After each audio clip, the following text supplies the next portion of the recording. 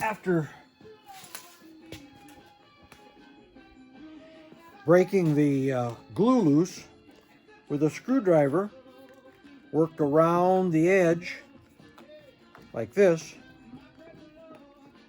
And when you go all the way around and got the glue all broke, take the screwdriver out, and then you can apply air pressure under the edge. You start on this end first, start working it backward. Then when you can get up on this end, blow on this.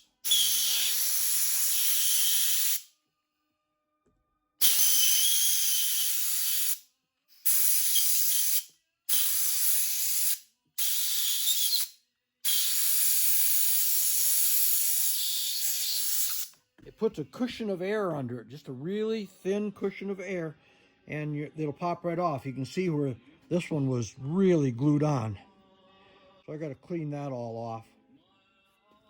Anyway, I've always used air pressure to take off the grips on a motorcycle, and it works very well. You just gotta shoot it in this end over here first to start getting it loose, and as soon as it comes back far enough, you can shoot it into this end of it and finish taking it off.